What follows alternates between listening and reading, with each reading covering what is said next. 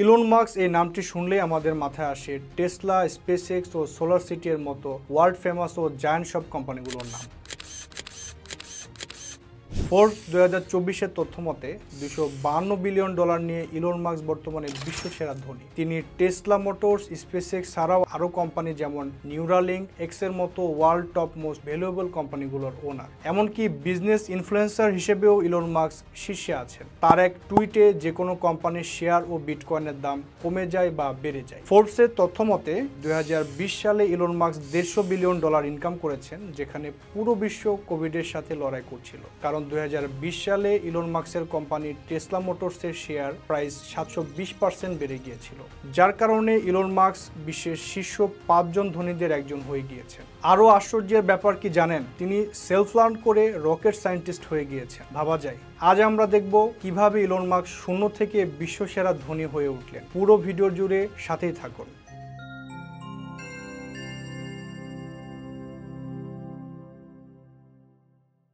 Elon Musk 1971 সালের 28 June দক্ষিণ আফ্রিকার প্রিটোরিয়াতে জন্মগ্রহণ করেন। 1983 সালে ইলন মাস্ক মাত্র 12 বছর বয়সে ঘরে বসে থেকে একটি কম্পিউটার গেম তৈরি করেন এবং সেই গেমটি $500 ফোকাস গেমিং কোম্পানির কাছে বিক্রি করে দেন। ইলন মাস্ক ছোটবেলা থেকেই প্রচুর বই পড়ত এবং যে কোনো বিষয় নিয়ে সে গভীর চিন্তায় মগ্ন থাকত। এমতো অবস্থায় একদিন তার বাবা মা তাকে ডাক্তারের কাছে নিয়ে গেলে তারা বুঝতে পারে যে সে আসলেই অনেক ট্যালেন্টেড। ইলন মাস্ক 24 বছর বয়সে কানাডা থেকে আমেরিকার ক্যালিফোর্নিয়ায় ফিজিক্সের ওপর পিএইচডি করতে যান, কিন্তু 2 মাসের ভেতর পিএইচডি বাদ দিয়ে দেন এবং সিলিকন ভ্যালিতে ইন্টারনেটের গোল্ডেন সময়ের জনপ্রিয়তাকে কাজে লাগিয়ে দুর্দান্ত সব বিজনেস আইডিয়া তৈরি করতে শুরু করেন। ইলন মাস্ক তখন থেকেই বেশ কয়েকটি বিজনেস উদ্যোগ নিয়েছিলেন, যেগুলো থেকে তিনি সফল হন। তার শুরুর দিকের বিজনেসের মধ্যে রয়েছে জিপ2, পেপ্যাল, x.com। 1995 সালে ইলন মাস্ক ও তার ছোট ভাই কিম্বাল মাস্কের সাথে জিপ2 নামক একটি কোম্পানি শুরু করেন। জিপ2 নিউজ পেপারগুলোর কাছে লাইসেন্সযুক্ত সফটওয়্যার সরবরাহ করত। 1999 সালে কম্প্যাক্ট কম্পিউটার কর্পোরেশনের কাছে $300 মিলিয়ন জিপ2 বিক্রি করে দেন।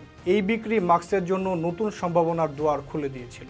এরপর ইলন মাস্ক আরও বড় কিছু করতে চান। টাইম ওয়েস্ট না করে ইলন তার দ্বিতীয় ভিশনের দিকে হাত বাড়ান। হ্যারিস ফ্রিকার, এডহো এবং ক্রিস্টোফার ফেইনের সঙ্গে ইলন মাস্ক x.com প্রতিষ্ঠা করেন। এটি একটি অনলাইন ব্যাংক ছিল।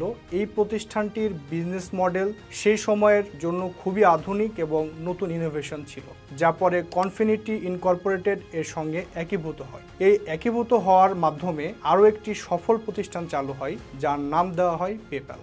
2002 সালে পেপ্যাল ই-কমার্স জায়ান্ট ইবে $1.5 বিলিয়ন কিনে নেয়, যেখানে ইলন মাস্কের পকেটেই চলে যায় $500 মিলিয়ন। এত টাকা পেয়েও মাস্ক একটুখানি বিশ্রাম না নিয়ে এমন দুটো বিজনেসে নিজেকে জড়ান যেগুলোকে লোকে স্রেফ পাগলামি মনে করেছিল, কিন্তু এই দুটো বিজনেসই তাকে মিলিয়নার বানিয়েছে। বিজনেস দুটোর একটি হলো স্পেসএক্স এবং অন্যটি হলো Tesla motors. SpaceX business model ছিল রিইউজেবল রকেট তৈরি করা এবং মহাকাশ ভ্রমণ সহজ করা। স্পেসএক্সের ইনোভেটিভ আইডিয়াটা ছিল ইলন মাস্কেরই, যা পরে তিনি মঙ্গল গ্রহ বসবাস করার জন্য প্রজেক্ট হিসেবে আরও বড় করেছেন। এরই জন্য তিনি নির্মাণ করেছেন স্টারশিপ মহাকাশযান। ইলন মাস্ক যে শুধু সফল হয়েছেন তাই নয়, তিনি স্টারশিপ রকেট লঞ্চ করতে গিয়ে 3 বার ব্যর্থ হয়েছেন, কিন্তু থেমে থাকেননি। শেষমেশ 2024 সালে চতুর্থবার স্টারশিপ ফ্যালকন 4 রকেটটি সফলভাবে লঞ্চ হয়। অন্যদিকে টেসলা মোটরস হলো ইলেকট্রিক কার নির্মাতা প্রতিষ্ঠান। অনেকেই মনে করেন বৈদ্যুতিক গাড়ির জনক হলো ইলন মাস্ক, কিন্তু টেসলার মূল প্রতিষ্ঠাতা হলেন এইবারহার্ড এবং মার্ক টারপেনিং। 2000 সালে ইলন মাস্ক এই কোম্পানিতে $30 মিলিয়ন ইনভেস্ট করেন। এরপর 2007 সালে প্রতিষ্ঠানের সিইওকে সরিয়ে সেই জায়গাটি ইলন মাস্ক নিজের করে নেন। সিইও হবার পরে ইলন মাস্ক কোম্পানি আইপিও থেকে শুরু করে আরও বেশ কিছু সিদ্ধান্ত নেন, যা এই কোম্পানিকে আরও সাকসেসফুল করেছে। 2006 সালে মাস্ক প্রতিষ্ঠা করেন সোলার সিটি। এটি একটি সোলার কোম্পানি। 2010 সালের মাঝামাঝিতে যুক্তরাষ্ট্রের শীর্ষ আবাসিক সোলার কোম্পানি হয়ে ওঠে। মাস্ক টেসলার মাধ্যমে 2016 সালের সোলার সিটিকে $2.6 বিলিয়ন স্টকের বিনিময়ে কিনে নেন। পরে টেসলা এনার্জি নামে তার কার্যক্রমে অন্তর্ভুক্ত করেন। ইলন মাস্ক 2015 সালে ইনভেস্ট করেন আর্টিফিশিয়াল ইন্টেলিজেন্স নিয়ে কাজ করা প্রতিষ্ঠান ওপেনএআই প্রজেক্টে। এখানে ইলন মাস্ক আর্টিফিশিয়াল ইন্টেলিজেন্সের গবেষণার কাজ দ্রুত শেষ করার জন্য নন প্রফিট হিসেবে ইনভেস্ট করেন। অর্থাৎ ওপেনএআই দিয়ে ইলন মাস্ক কোনো প্রফিটের কথা চিন্তা করেননি, বরং এই প্রযুক্তিকে সামনে এগিয়ে নেওয়াই তার প্রধান লক্ষ্য ছিল। আর এই প্রতিষ্ঠানটি 2023 সালে টেকনোলজিক্যাল রেভলিউশন ঘটিয়েছে চ্যাটজিপিটি লঞ্চ করে, যার জন্য ইলন মাস্কের ভিশনের দক্ষতা আবারও প্রকাশ পায়। এমন সফলতার পরে ইলন মাস্ক আরও 2টি ফিউচারিস্টিক প্রজেক্ট হাত দেন, সেগুলো হলো নিউরালিঙ্ক এবং দ্য বোরিং কোম্পানি।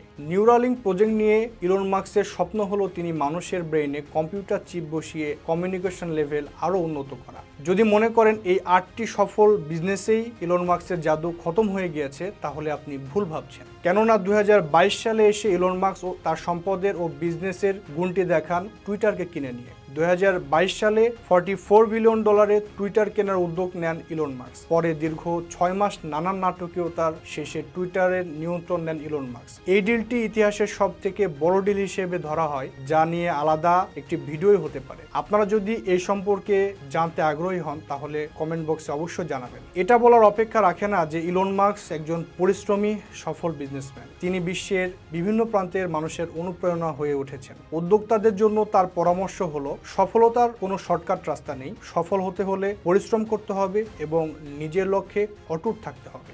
এই ছিল ইলন মাস্ককে নিয়ে আমার আজকের ছোট্ট একটি কেস স্টাডি। আমি এখানে দেখানোর চেষ্টা করেছি যে ইলন মাস্কের ব্যবসায়িক উত্থানটি আসলে কিভাবে হয়েছিল। ইলন মাস্কের প্রত্যেকটি কোম্পানির জার্নি নিয়ে আলাদা আলাদা ভিডিও করা সম্ভব। যদি আপনারা ইলন মাস্ক সম্পর্কে আরও বিস্তারিত জানতে চান তাহলে কমেন্ট বক্সে আপনার মতামত জানাবেন। ভিডিওটি ভালো লেগে থাকলে লাইক ও শেয়ার করুন, আর আমাদের চ্যানেলটি সাবস্ক্রাইব করে পাশে থাকা বেল আইকনটি প্রেস করুন, কারণ আমাদের আপলোড করা এমন ইনফরমেটিভ ভিডিও যাতে আপনার মিস না হয়। ধন্যবাদ।